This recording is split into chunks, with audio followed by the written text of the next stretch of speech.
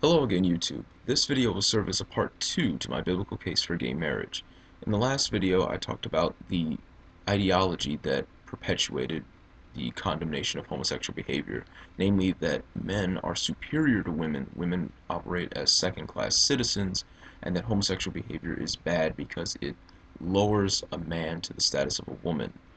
Now, some unfamiliar with that context might say that all that really matters is that the Bible is very clear in condemning homosexual behavior, that in the Old and New Testament it is explicitly condemned, and that's all that's required for the conversation. Case settled. If you have any deeper problem, you have a problem with the authority of God. Now, in response to that, I'd like to say we should take notice of the way that the Bible has been used throughout centuries, since about the time of Constantine, to oppress people, whether it's been the Jews, which was the case all the way into the 15th century and beyond even, whether it was blacks, which has been the justification for slavery even here in America, or whether it's been to subjugate women. There are verses in the Bible that can be used to that end, quite a number. As for the Jews, there's verses pertaining to the crucifixion of Jesus. We see that the Jewish audience puts Pontius Pilate up to the crucifixion of Jesus, which was quite uncommon in that day. Normally, the Roman executioner was quite happy to go about the crucifixion of the person in question, but the Jews go out of their way to indicate that they find Jesus to be guilty and that they will take this on themselves and on their children, that the blood of this man be on them and their children. And so Christians used that as a motivator to hate and despise the Jewish people.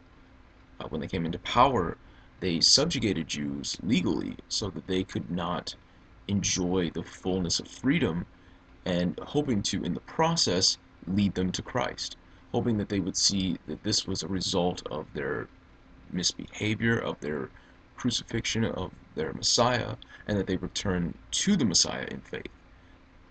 We see that with respect to slavery, with particular respect to the oppression of blacks, that they appeal to the story shortly after the flood, where Noah becomes drunk and Ham walks in and sees his father's nakedness. Shem and Japheth then come in without looking at their father's nakedness and cover him up.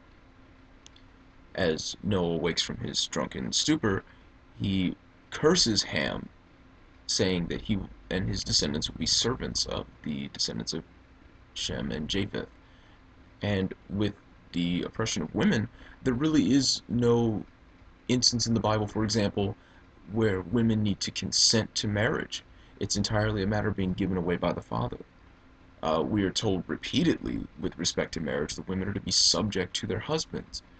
Any interpretation that sees that as them being the servant and the husband loving them as the weaker vessel, being the sort of protection of this precious sort of being likened to the care of a precious ornament, is unfounded. The fact of the matter is that the reason husbands are to love their wives as the weaker vessel is not because that weaker vessel is so precious, but because that weaker vessel is in fact inferior. You're to be kind to the inferior.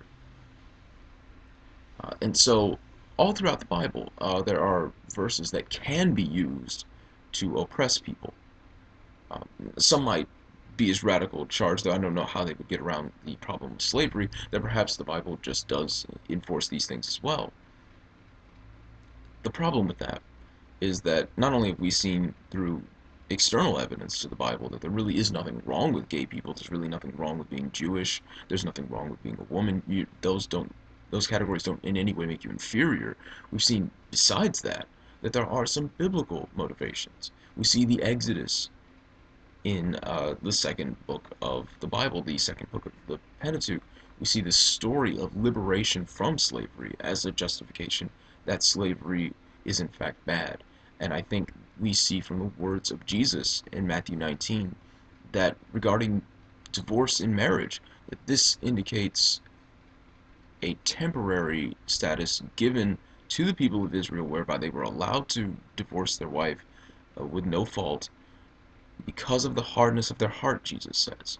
And so we see there very clearly that at times the biblical text permits things on the basis of the hardness of heart.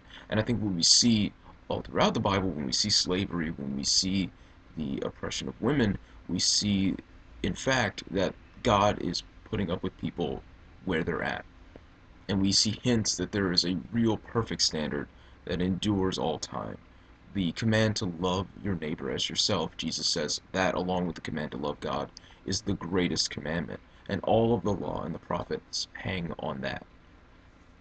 And so I think, in conclusion, we can take these verses very literally, but the outcome is horrific. The outcome seems to contradict the main thrust of the biblical commands of the way we're to interact with one another. And so I think we're in good company to continue to allow rights and liberality for people. We're in good company to continue extending rights to people and to stop stigmatizing them, because that is the real heart of what's at all of these commands. All of these commands are an ancient Near Eastern, sometimes warped, sometimes misunderstood, goal of promoting equality.